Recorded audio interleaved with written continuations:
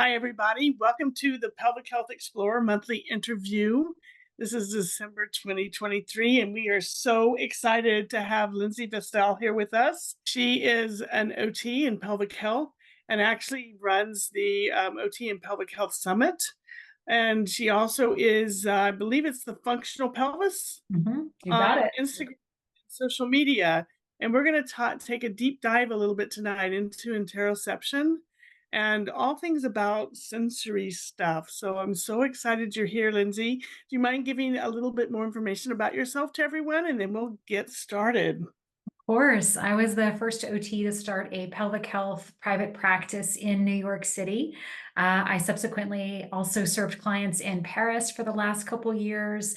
We've since have returned back to the United States, and it has been such a pleasure to support nearly 1,000 OTs get their start in pelvic health. And then I'm really proud that I will be publishing the first case studies in pelvic health book this year, as well as kicking off the first ever trauma-informed pelvic health certification in January 2024. So lots of projects on the horizon, and I wouldn't have it any other way.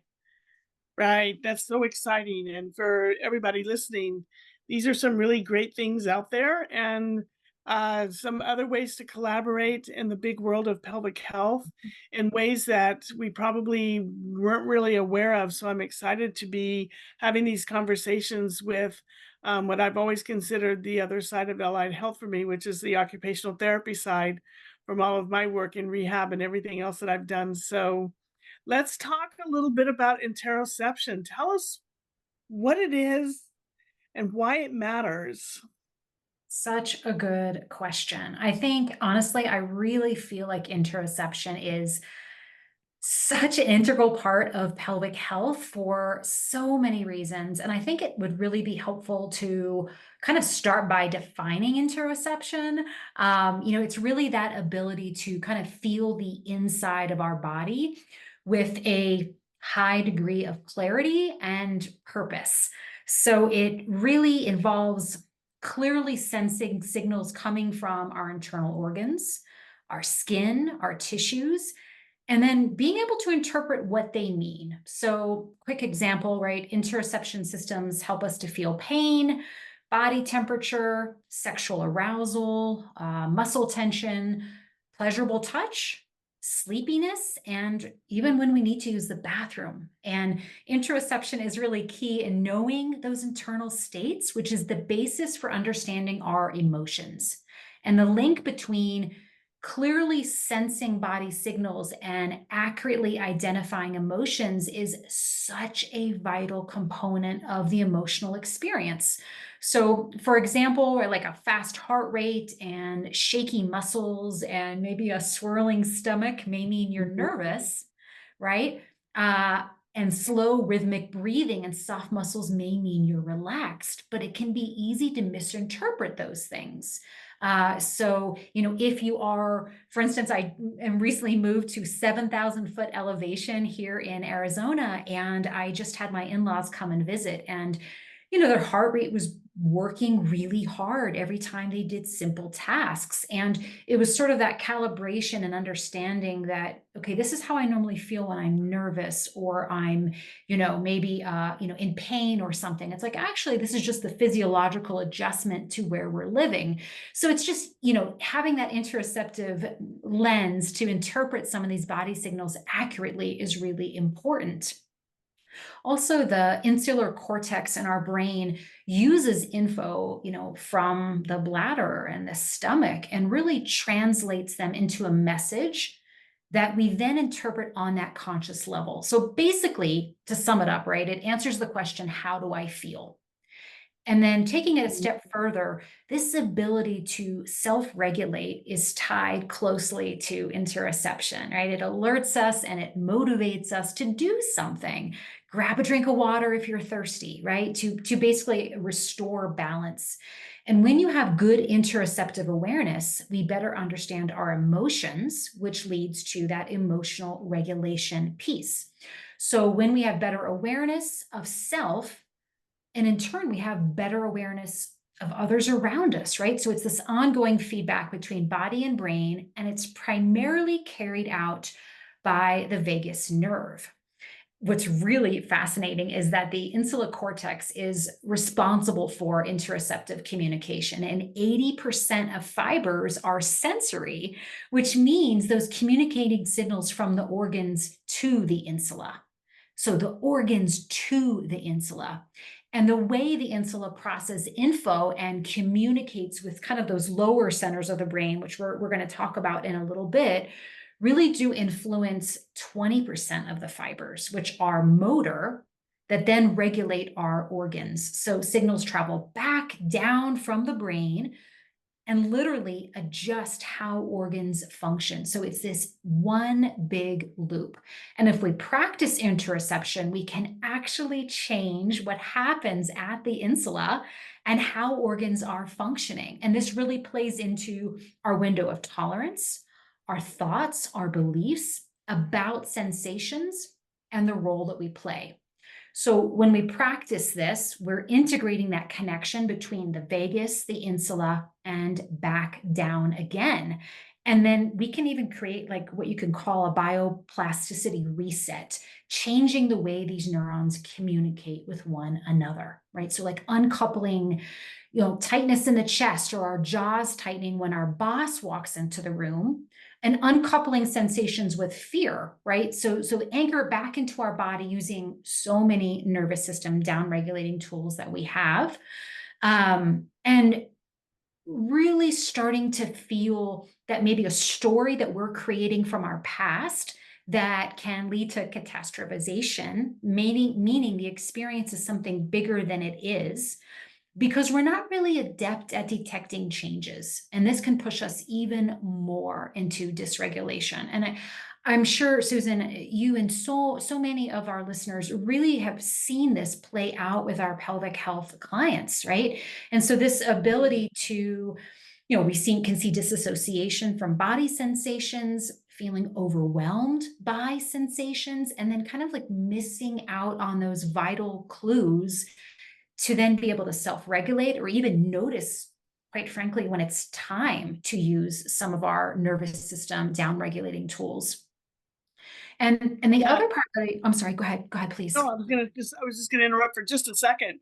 I Please. find this loop fascinating because any place that we can put a handle into the loop, we can affect the whole loop. And I think this is just a really important part because when you mentioned, we have all seen this in pelvic health and the inability, or not the inability, but the perspective of the client isn't focused on what all those feelings mean or what all those signals mean. And oftentimes they can be bigger than they think they should be, or they can be smaller. They can be ignored until they build up too much.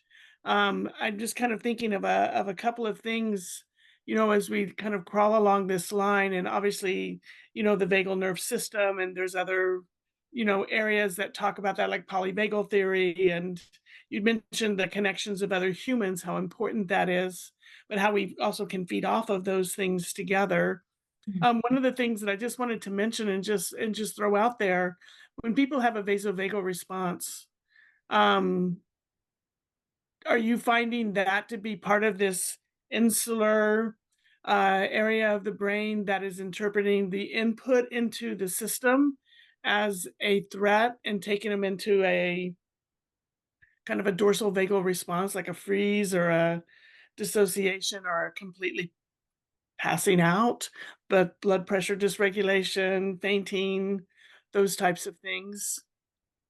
I have. I think that's a more kind of like an extreme example. It definitely Mhm. happens. I have definitely seen it. I would say the things that we're seeing more in and out in the clinic, specifically like in an outpatient setting, is more this perseveration around, chronic pain, for instance. So I really feel like what we're talking about today and all of the tools we're going to be diving into, I think is applicable for all pelvic health clients, but I think specifically for the ones that are dealing with chronic states and Okay. have shifted sort of their own sense of what these signals mean. A client must really feel safe and regulated to have the Mm. resources to learn. And we're going to talk about that in a little bit when we talk about like the pyramid and things like that. And they can learn to connect to being able to playfully and safely explore the way their bodies feel during meaningful activities. And then again, helping them to find their own activities. That's that next step to promote feelings of regulation and safety, to really empower the client to start seeking out their own strategies on their own when they need it. And interoception, what we feel inside of us and what we see, what we hear, right? The way we process sensations from our environment, it's these two things that really determine neuroception, or how we move between different states of our nervous system. So again, that accuracy of interoception, that process of what's happening around us, are all coming in through the sensory system. So that sensory system is what creates action and autonomy, right? And that's what we want for our clients. We want them to be able to have that autonomy to know, okay, I'm starting to get some hints here. My jaw is tightening. My breath is becoming more shallow. And this is actually, Susan, where I will often use the sensory profile in my sessions with clients to help them pay attention to these signals. So when we bring things back to our sensory system, so let's say we identified texture and pressure by going through that sensory integration, questionnaire. Maybe we identify texture and pressure as being things that regulate us.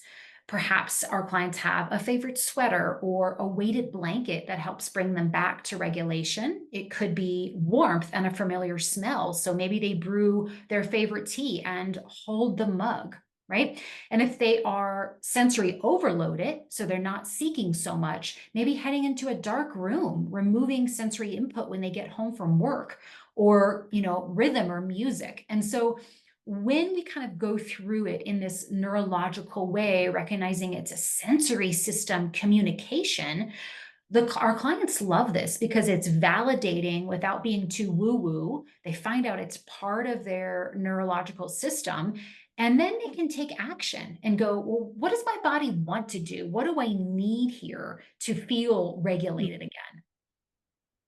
Yeah, I love that, and that the autonomy piece I think is so important, and it goes back into what you were saying about safety. If they're not feeling safe, they're not gonna be able to think about what the next step may be, that I just need to remove myself. I need to maybe put some earbuds in. Maybe I just need to turn down the lights in the room a little bit. But instead, they kind of stay in the throes of all of the sensory things coming in and all of the motor and emotional pieces that get attached to all of that coming in and leads them into, higher states of dysregulation versus how can we get them to find safety so that they can begin to, as you say, take action and also individualize it for themselves.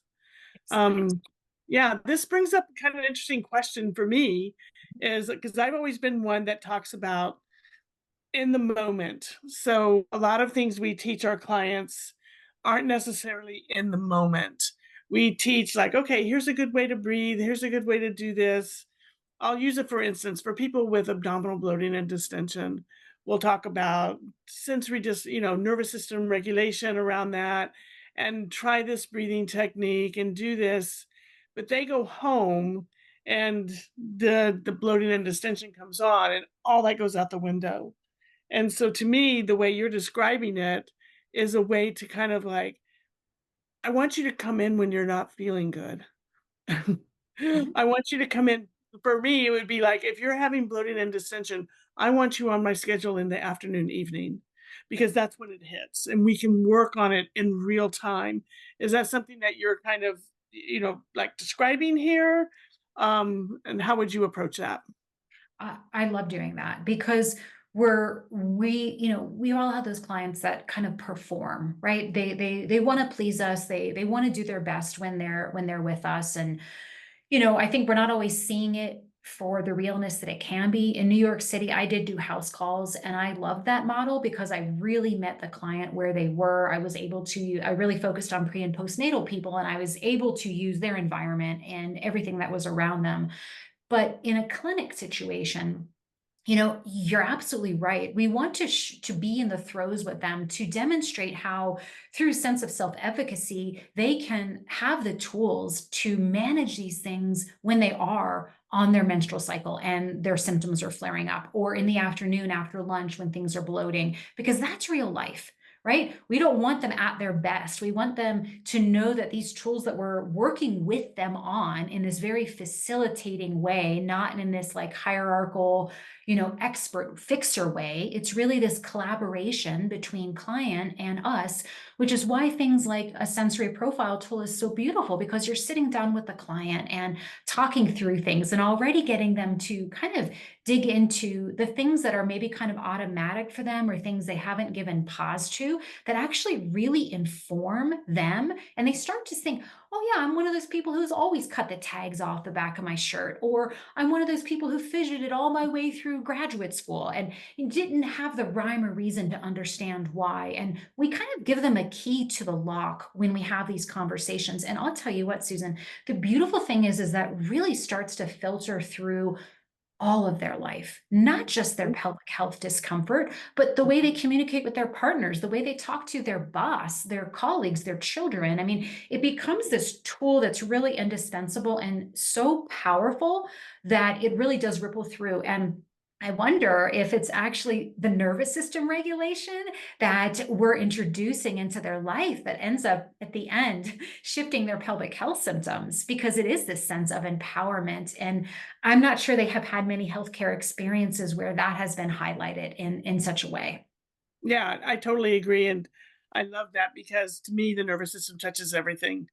Everything touches everything, but the nervous system is at the heart of it all, and you can't do one without the other. And this is a beautiful way to get in and to actually have people use their own experiences and their own strategies and see what has worked for them in the past and what hasn't worked for them, and be able to develop a way to start to integrate those. So the sensory profile I'm so intrigued with. I know a little bit about it, but I'd love for us to kind of be able to, before you get off, to kind of give us a little bit more on that and where people can find that and look that up.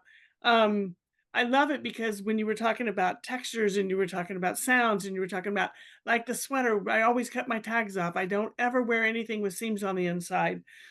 Thinking about pelvic health with the people, with, vulvodynia and, particularly real vulvar vulvodynia, not deep insert vulvodynia, but they can't stand the touch on their skin. Begins to kind of, and is that everywhere else too? Oh, I hate socks. I don't wear socks. I don't do this. But it starts to give you an input, but it also like, so how do you deal with it? Well, this is what I do. So there's a strategy that they have that perhaps might translate over to this area. So if when you put on something soft, it feels so much better. Have you tried something soft here rather than nothing at all? Like what would have you tried that? Has that worked for you? But it gives I love that. I just love the idea of finding out where they are. Like you said, meet them where they are in their sensory profile and then help them explore and strategize which ways are going to be a better pathway for them to move through.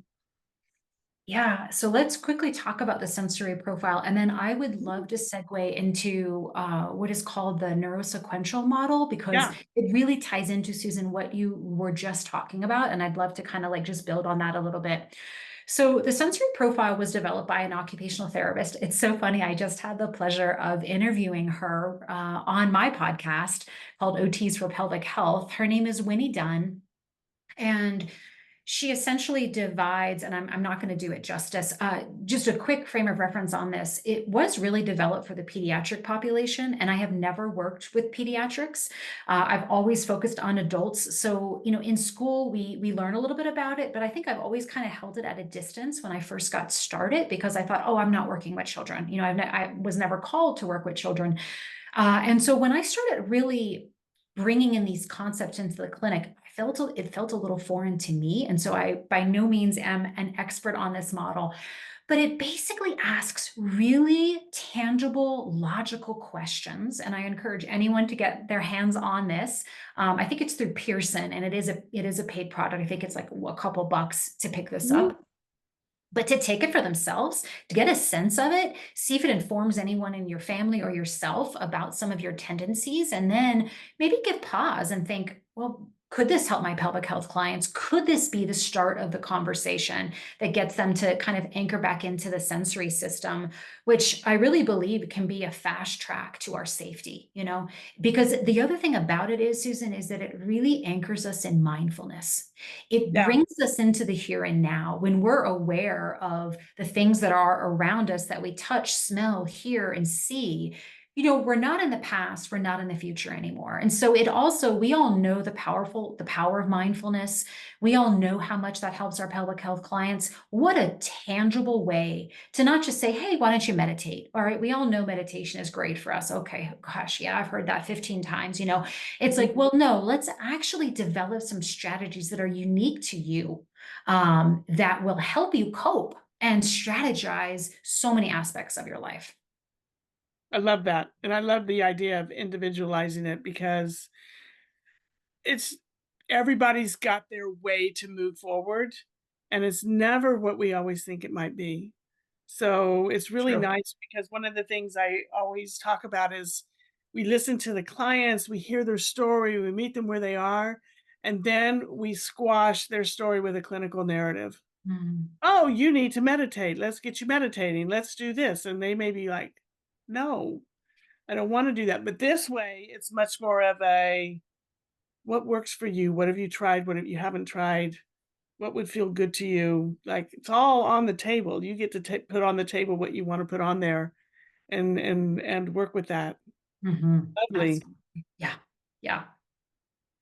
Can I bring up a model Yes, you sure actually? can. I've got it set for you to share. And for those of you who are listening and not really watching, we'll drop these pictures into the portal so that you have those along with.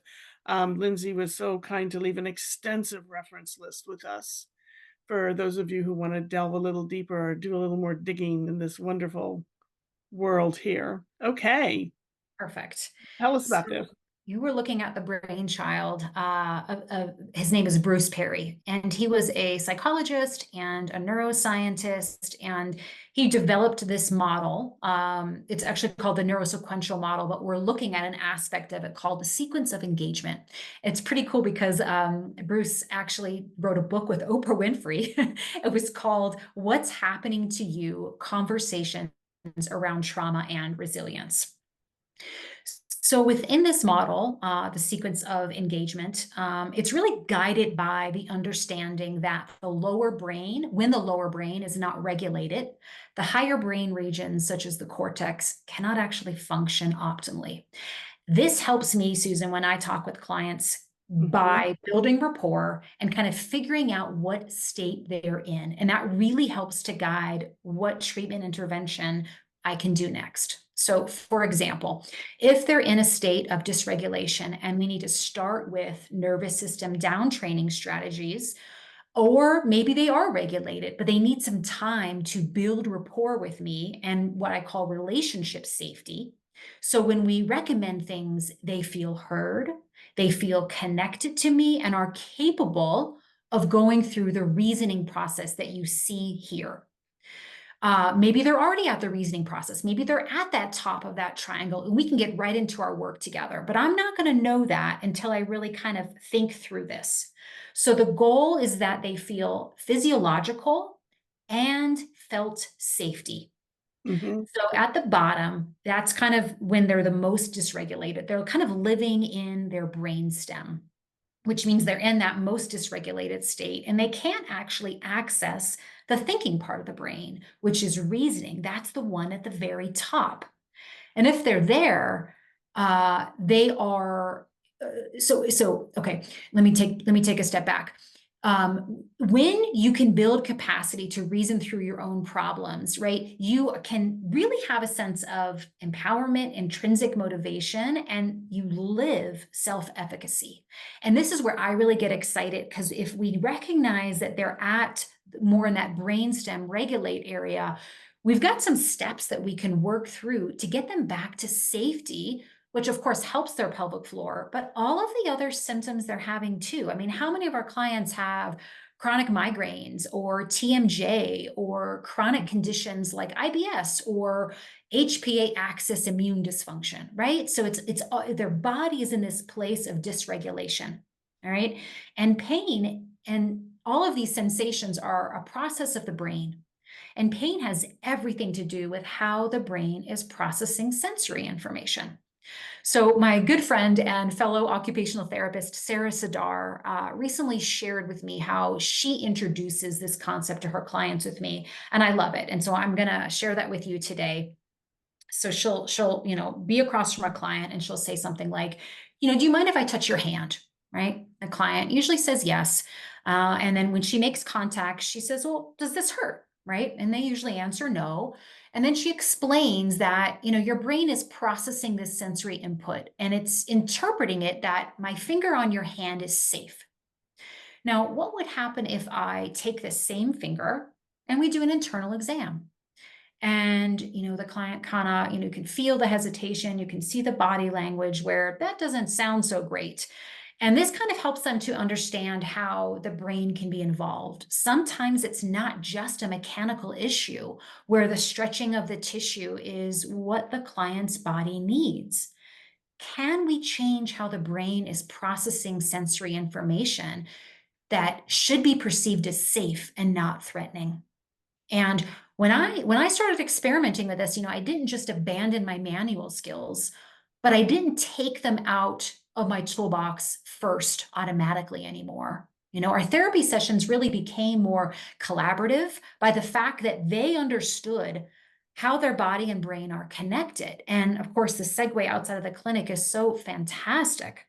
Another thing I saw was when I worked with clients with chronic pain, they can feel so invalidated, right? They're told, take an antidepressant or go get some counseling, right? There's often no discussion of how the brain and body are connected and how safety is really perceived by our sense of regulation. And so even if they could benefit from an antidepressant or counseling, it was a bit of gaslighting because they weren't seen or recognized for having legitimate feelings. One of So, yeah, and please. yeah, and the words that oftentimes are used, even in neuro pain science education, with if the person is in this regulate phase here, they're not going to hear the education. They're not going to be able to take it in. They can't learn it. They're not at the reasoning stage. So telling them with all sincerity and with kindness that your brain is making is pain is a story your brain is telling to protect you. They don't hear it like that. What they hear is, I made this up. Mhm. And that's not it at all. So kind of thinking back, like, how can I get them to have a little what Eric Franklin actually uses this, and I steal it all the time. Consumer comparison, and Mm. exactly what she did was that I can touch you here. You can tell me how that feels. What if we went and we touched around your pelvic area, your pelvic floor? And and then they're able to kind of like, oh, I feel the difference in my body when I think about touch there versus touch here, or maybe on their jaw, or maybe, IBS on their tummy. Um, really helps them kind of get an understanding that my brain is going to process sensory information differently Yeah. versus the higher reasoning, which is pain is a protective response. And now it's overprotective. They don't hear that. They can't hear that if they're in this regulate spot. So I so appreciate that that method and that conversation that she's having with her clients.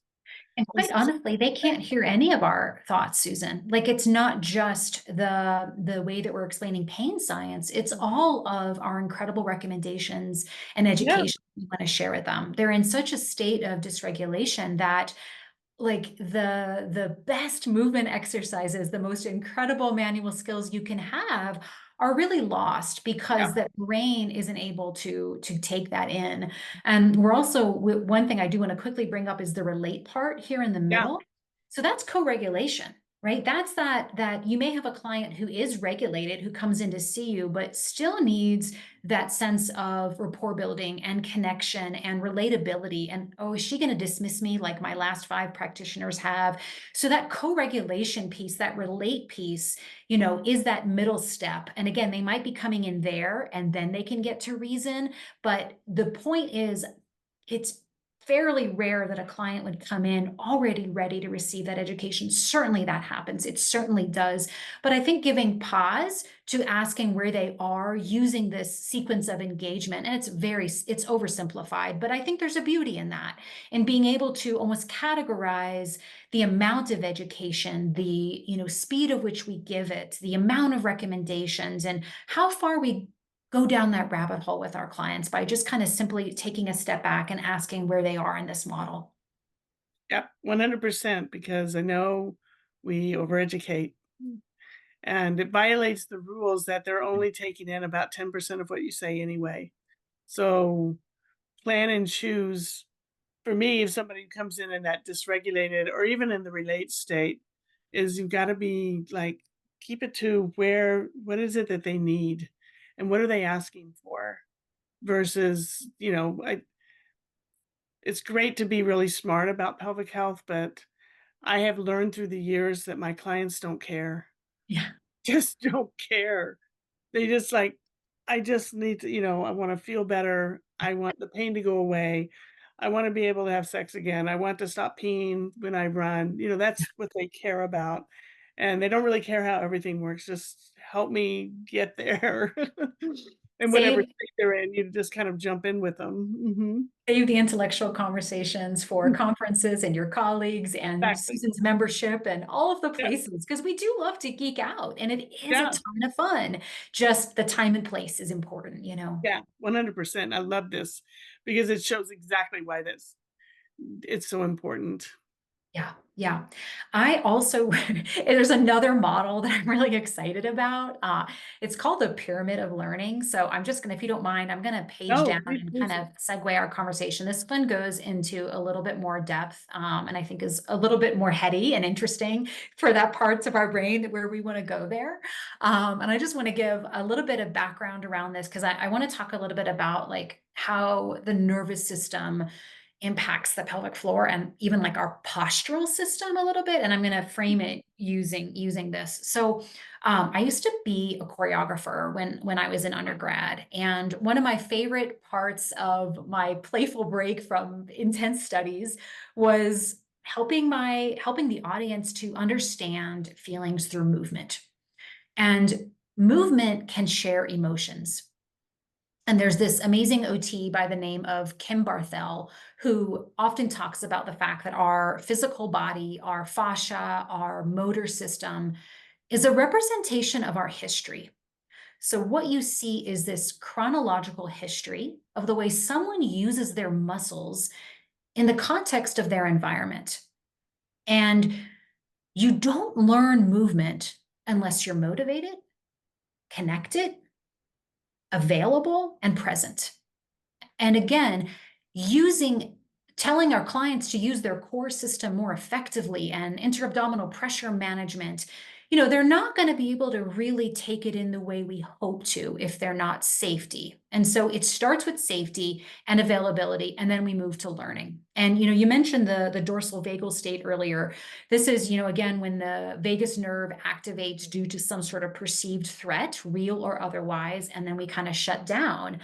And we deactivate the tone in the postural system. And actually, it's really cool if you think about it, because this is a beautiful adaptation to keep us safe. Our dorsal system conserves energy and it closes off areas in the brain so that we don't feel physical or emotional pain. It's an amazing adaptation to protect us, right? Mhm. And there's an important correlation between the vagal system and the inner core. The diaphragm and the pelvic floor receive input from that system, and the pelvic floor has sympathetic and parasympathetic fibers in it.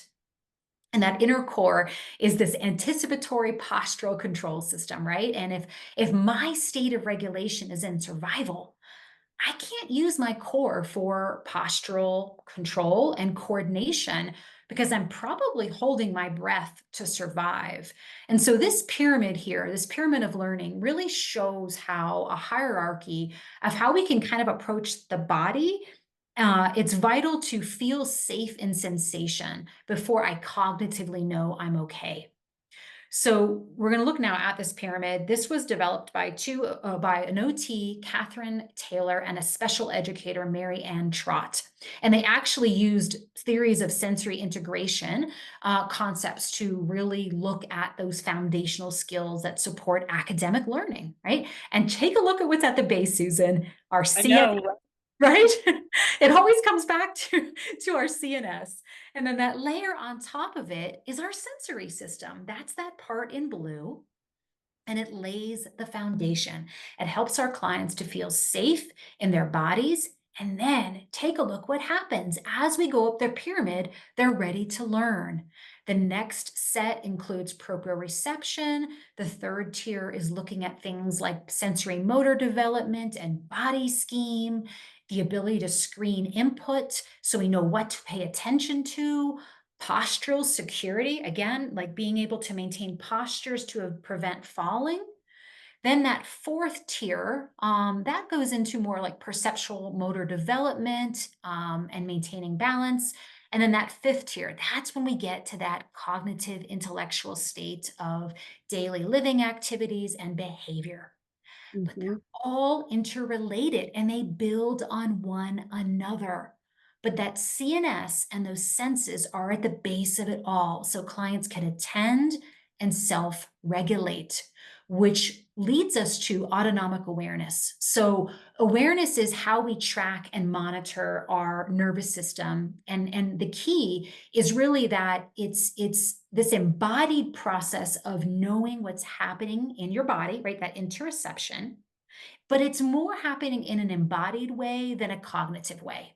And this is definitely a lifelong skill, right? It really helps clients to cultivate agency in reshaping responses. So not being reactive, but being reflective, right? And so think of it is that we're looking for autonomic awareness rather than just taking in information, right? Education is interesting, it's important, but the real change happens when we're actively learning and embodying it as well. And then practicing it several times a day, even if it's moments of time, that reiteration helps us recognize when we're out of regulation and when we need to get out that mug of hot tea and hold it and smell it.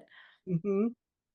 I think that's a key piece there because everybody's looking for the one thing they can do, and they want to spend like a chunk of time doing it. Whereas in this model, it really, really follows a lot of the models on improving things like cardiovascular improvement with heart rate variability is improved by doing 2 to 5 minute regulation pieces throughout the day versus one big one. One big one is great, but when you can put the brakes on the car to slow it down throughout the day, then you become that awareness kicks in. And you just hit the nail on the head for me, which is like, I need to grab my cup of tea. Before I launch that email, I need to grab my cup of tea and let that I just need to like, yeah. It's like the story is like never, never send an email out of anger, never, never pick up the phone when you're so mad you can't speak. It's like, no, put it down. What can you do to soothe yourself? And can you get into a better state upstairs at the top of the pyramid by diving back down to these very basic things on the bottom? And so I love the way that that's set up because you've got to go back and forth through those things.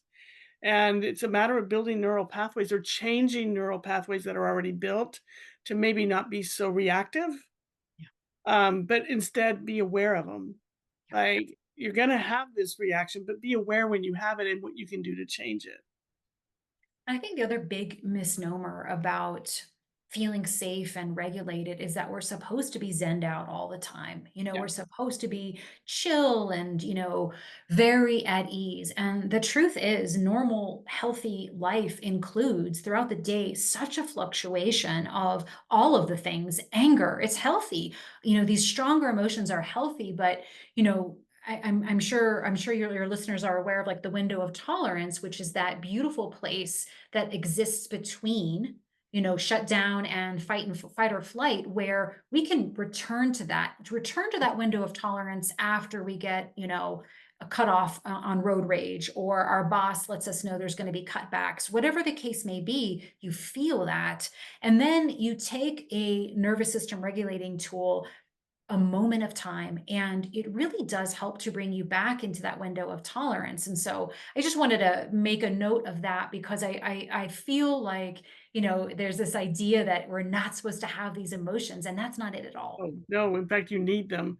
They're part of everything, and it actually draws attention to what we need to pay attention to. So, it's important to, like, in out of co in context, like, should we have fear? Yes, because it means that you need to take action to do something to remove the threat. Other people may respond to that fear response by charging, steam ahead. Others might get more thoughtful and be a little bit more strategic around it, whatever the thing is. But you have to have those things. Like you said, it's a beautiful system of adaptation, and it's a matter of how aware we are of it and what we can use to help it. Yeah. Yeah. Mm. And that ability to be aware just serves so many aspects of our life, and so when we sort of understand that this is all within our control, and that adaptation served its purpose, and it's time to move on from that adaptation, is I think really when light bulbs go off for our clients to recognize they have agency over these things. How many of our clients say to us, "Oh, I've just always been a hothead," or they kind of dismiss behaviors that I think are out of their control, and when they recognize that it's these moments that they have control over to shift things, it's really when the dynamic starts to change, and quite honestly, a lot of their pelvic floor dysfunction shifts. It does. We've seen it happen. We know Mhm. it works, and there's another beautiful model and another way, like thinking about the sensory profile and where are they in that regulate, relate, or reasoning, phase, and can do they have anything down in the bottom of the pyramid to go back and pull back up when they feel that stuff come up, which is usually gonna happen in that relate phase, right? Exactly. It's gonna happen in that relate phase. Because as long as there's 2 humans on this earth, there will be conflict, Yes. And so and the thing isn't to avoid, nor is it to aggressively engage, but what is can you go back down, regulate, and then kind of reason how you can work through, you know, tools that you have for conflict as kind of a thing to think about. But, just this whole balancing, of the system, but actually how it's not just nervous system regulation. You don't want to leave people there. You Mhm. want to help them develop strategies so that they can, and again, I think the key here is become self-aware of what's going on, what they're feeling. Why does it feel like this when I'm in this situation or whatever's going on or this input's coming in? And what can I do now to start to regulate that and realize, okay, this isn't the same context as this, but it certainly is reminding me of this. So what tools do I have that I can help get myself in a better position so that maybe I can think, okay, well, maybe I can use that wand for 1 minute instead of 20. And but they have to kind of almost like, oh, this is that feeling again. Here it comes. And Don't sometimes we get so overwhelmed by that feeling, we miss the signs and signals that it's coming. And so I really think that that is the work that interoception, the beauty of it, because it's those little signals that you get. and sometimes they're pelvic floor related. Sometimes it's that tightening of the jaw or the shallow breathing, or, for an in-tune client, they start to feel their pelvic floor and glutes contract. And so it's these little signals that our body is giving us. And so then what resources do you use to kind of, I guess you could say, interrupt that conversation or that automatic sign or automatic response that we kind of taken for granted for most of our life? And so there is a sense of agency and change and empowerment, and they kind of have to be ready for it too, because it's not something that I mean, let's be honest, when they come to see us, they're probably expecting internal exam. They're probably thinking they have a perceived expectation when they booked that appointment.